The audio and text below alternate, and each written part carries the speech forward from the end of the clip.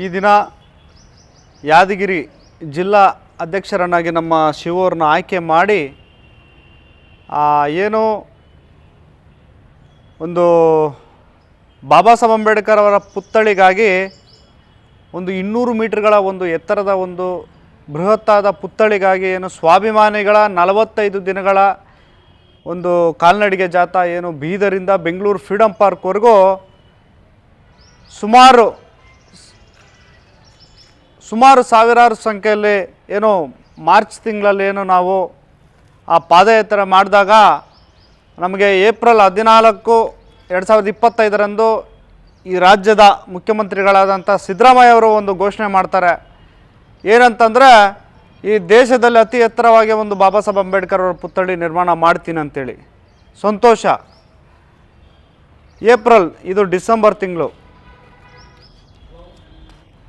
8 ತಿಂಗಳು ಕಳೆದ್ರೂ ಇನ್ನೂ ಯಾವುದೇ ಥರದ ಒಂದು ಕಾಮಗಾರಿ, ಒಂದು DPR ಇನ್ನೂ ಆಗಿಲ್ಲ. ಈ ನಿಟ್ಟಿನಲ್ಲಿ ಏನು 2ನೇ ಹಂತದ ಸ್ವಾಭಿಮಾನಿಗಳ ಕಾಲ್ನಡಿಗೆ ಜಾಥಾ ಕೋಲಾರಿಂದ ಒಂದು ಬೆಂಗಳೂರು ಫ್ರೀಡಮ್ ಪಾರ್ಕ್ವರೆಗೂ ಏನು ನವಂಬರ್ ತಿಂಗಳಲ್ಲಿ ನಾವು ಹಮ್ಮಿಕೊಂಡಿದ್ದೀವಿ. ಆ ಒಂದು ಹೋರಾಟಕ್ಕೆ ಕೂಡ ಏನು ಸಮಾಜ ಕಲ್ಯಾಣ ಇಲಾಖೆಯಿಂದ ಮನವಿಗಳು ತಗೊಂಡ್ರು. ಅದರ ಜೊತೆಯಲ್ಲಿ ಈಗೇನು ಚಳಿಗಾಲ ಅಧಿವೇಶನ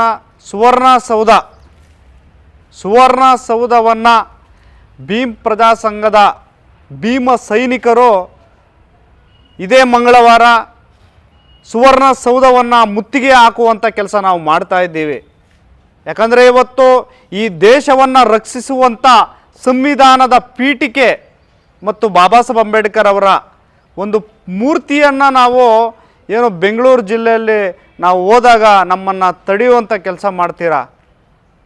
ನಾವಿವತ್ತೇನಾದರೂ ನಮ್ಮ ಕೈಯಲ್ಲಿ ದೊಣ್ಣೆಗಳಾಗಲಿ ಮುಚ್ಚಾಗಲಿ ಏನಾದರೂ ಆಯ್ತಾ? ನಮ್ಮ ಕೈಯಲ್ಲಿ ಈ ದೇಶವನ್ನು ರಕ್ಷಿಸುವಂಥ ಸಂವಿಧಾನದ ಪೀಠಿಕೆ ಮತ್ತು ಬಾಬಾ ಸಾಹೇಬ್ ಅಂಬೇಡ್ಕರ್ ಅವರು, ಅವ್ರನ್ನ ತೆಗೆದುಕೊಂಡು ಹೋದರೆ ತಾವೆಲ್ಲ ಈ ರೀತಿ ತಾರತಮ್ಯ ಮಾಡ್ತೀರಾ. ಇವತ್ತು ನಾವು ಏನು ಕೇಳ್ತಾ ಇದ್ದೀರಿ? ಬಾಬಾ ಸಾಹೇಬ್ ಅಂಬೇಡ್ಕರ್ ಅವರ ಪುತ್ಥಳಿ, ಬಾಬಾ ಸಾಹೇಬ್ ಅಂಬೇಡ್ಕರ್ ಅವರ ಪುತ್ಥಳಿ ಬೇಕು ಅಂತೇಳಿ ನಾವೇನಾದರೂ ಮನವಿಗಳು ಕೊಡಬೇಕಾ? ಆಯಾ ರಾಜ್ಯಗಳಲ್ಲಿ ಆಂಧ್ರ ಪ್ರದೇಶ್, ಹೈದ್ರಾಬಾದಲ್ಲಿರ್ತಕ್ಕಂಥ ಏನು ಬಾಬಾ ಸಾಹೇಬ್ ಅಂಬೇಡ್ಕರ್ ಅವರ ಪುತ್ಥಳಿ ಒಂದೇ ಒಂದು ಮನವಿ ಹೋಗಿದ್ದಿಲ್ಲ, ಅಲ್ಲೇ ಮಾಡಿದ್ರು. ವಿಜಯವಾಡ 206 ಅಡಿ, ಅಲ್ಲಿ ಒಂದು ಮನವಿ ಹೋಗಿಲ್ಲ. ಜಗನ್ಮೋಹನ್ ರೆಡ್ಡಿ ಆಗಿನ ಮುಖ್ಯಮಂತ್ರಿಗಳು ಅವರು ಮಾಡಿದ್ರು. ಮಹಾರಾಷ್ಟ್ರ ಸರ್ಕಾರ 450 ಅಡಿಗಳ ಒಂದು ಎತ್ತರದ ಒಂದು ಬೃಹತ್ತಾದ ಪುತ್ಥಳಿ ನಿರ್ಮಾಣ ಈಗಲೂ ಕಾಮಗಾರಿ ನಡೀತಾ ಇದೆ. ಈ ಕರ್ನಾಟಕ ರಾಜ್ಯದಲ್ಲೇ ನಾನು ಸಂವಿಧಾನದ ಪರವಾಗಿ, ನಾನು ದಲಿತರ ಪರವಾಗಿ, ನಾನು ಅಂಬೇಡ್ಕರ್ ಪರವಾಗಿ ಅಂತೇಳಿ ಡೋಂಗಿ ಮಾತುಗಳನ್ನು ಹೇಳ್ತಕ್ಕಂಥ ನಮ್ಮ ಸಿದ್ದರಾಮಯ್ಯ ಸಾಹೇಬರಿಗೆ ನಾವು ಈ ಸಂದರ್ಭದಲ್ಲಿ ಧಿಕ್ಕಾರವಿರಲಿ. ಬಹುಶಃ ನಾನು ಹೇಳ್ತಾ ಇರೋದು, ಬಹುಶಃ DK ಶಿವಕುಮಾರ್ ಏನಾದರೂ ಆಗಿದ್ದಿದ್ರೆ ಇಷ್ಟೊತ್ತಿಗೆ ಕಾಮಗಾರಿ ಏನು ಸಂಪೂರ್ಣ ಮಾಡಿಬಿಡ್ತಾಯಿದ್ರು.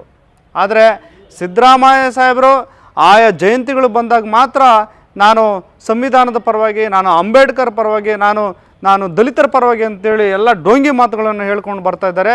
ಈ ಸಂದರ್ಭದಲ್ಲಿ ನಾನು ಅವರಿಗೆ ಧಿಕ್ಕಾರವಿರಲಿ. ಯಾಕಂದರೆ ಬಾಬಾ ಸಾಹೇಬ್ ಅಂಬೇಡ್ಕರ್ ಅವರ ಏನು ಪುತ್ಥಳಿಗಾಗಿ ಈ ರೀತಿ ಹೋರಾಟ ಮಾಡಬೇಕಾ ಅನ್ನೋದು ನಮ್ಮಲ್ಲಿ ಒಂದು ಪ್ರಶ್ನೆ. ಯಾಕೆ ನೀವು ಮಾಡ್ತಾ ಇಲ್ಲ? ನೀವು ಘೋಷಣೆ ಮಾಡಿದ್ರಿ, ಏಪ್ರಿಲ್ 14ನೇ ತಾರೀಕು ನೀವು ಘೋಷಣೆ ಮಾಡಿದ್ರಿ, ತಾವು ಇದುವರೆಗೂ ಕಾಮಗಾರಿ ಚಾಲನೆ ಮಾಡಿಲ್ಲ, DPR ಆಗಿಲ್ಲ.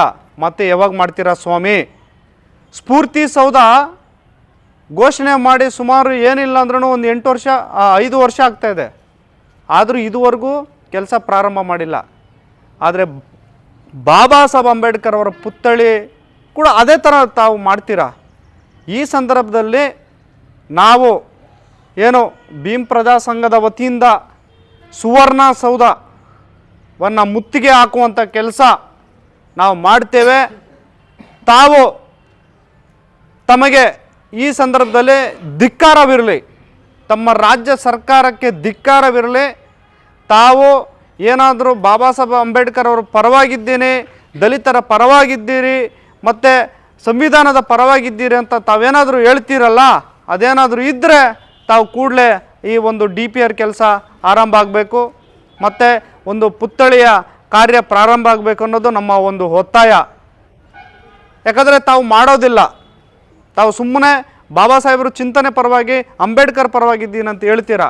ನಾವು ಪದೇ ಪದೇ ಯಾಕೆ ಹೇಳ್ತಾ ಇದ್ದೀರಂದರೆ, ಇವತ್ತು ಈ ದೇಶದಲ್ಲಿ ಬಾಬಾ ಸಾಹೇಬ್ ಅಂಬೇಡ್ಕರ್ ಪುತ್ಥಳಿ ಬೇಕು, ನಮಗೆ ಪುತ್ಥಳಿ ಮಾಡಿಕೊಡ್ರಿ ಅಂತೇಳಿ ನಾವು ಬೇಡಿಕೆಗಳು ಇಡ್ತಾ ಇದ್ದರೂ ಕೂಡ ಈ ಸರ್ಕಾರದವರು ಕಿವಿ ಐತೋ ಇಲ್ವೋ ನಮ್ಗೆ ಗೊತ್ತಿಲ್ಲ. ಹಾಗಾಗಿ ಇದೇ ಮಂಗಳವಾರ ಸುವರ್ಣಸೌಧಕ್ಕೆ ನಮ್ಮ ಭೀಮ ಸೈನಿಕರೊಂದಿಗೆ ಸುವರ್ಣಸೌಧವನ್ನು ಮುತ್ತಿಗೆ ಹಾಕಲಿಕ್ಕೆ ನಾವು ಬರ್ತಾ ಇದ್ದೇವೆ. ತಾವು ಬನ್ನಿ ಸ್ವಾಮಿ. ಜೈ ಭೀಮ್.